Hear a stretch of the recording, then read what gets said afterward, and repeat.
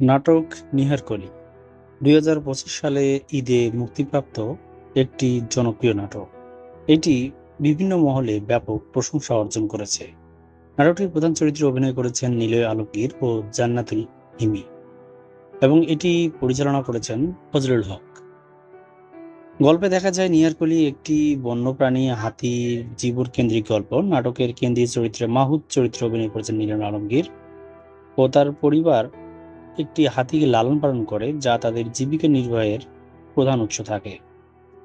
হাতিটির বয়স বাড়ার সাথে সাথে মাহুতের নিলয়দের ফ্যামিলিতে অর্থনৈতিক সংকটও বৃদ্ধি পায় এবং পরিবারের সদস্যরা বিভিন্ন চ্যালেঞ্জের মুখোমুখি হয়। এই নাটকটিতে হাতির প্রতি মানুষের দায়িত্ব ও ভালোবাসা খুব সুন্দর করে পরিচালক ফুটিয়ে তুলেছেন।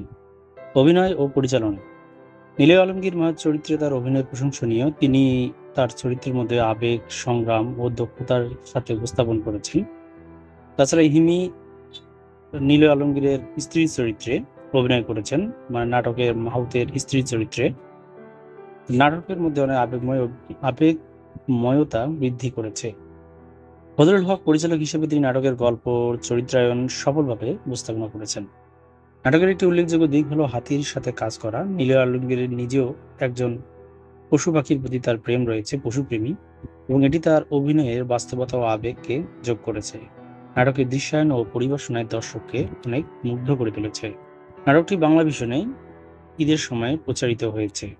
নিহারকলি একটি হৃদয়স্পর্শী শিক্ষামূলক নাটক, যা বন্যপ্রাণী সংরক্ষণ মানুষের দায়িত্বের গুরুত্ব ব্যাপকভাবে তুলে ধরেছে। নাটকের অভিনয়, পরিচালনা, গল্পের গভীরতা দর্শকদের মনে আশা করি কিছুটা হলেও দাগ কাটবে। যারা সামাজিক ও পরিবেশগত বার্তা সমৃদ্ধ নাটক পছন্দ করেন, তাদের জন্য এটি খুবই উপভোগ্য একটি নাটক হবে বলে আমরা আশা করি। তো বন্ধুরা, যারা আপনারা নাটক দেখতে ভালোবাসেন, তারা অবশ্যই এই নাটকটি দেখে নেবেন। আশা করি আপনাদের অনেক ভালো লাগবে এবং সময়টি ভালোভাবে কাটবে।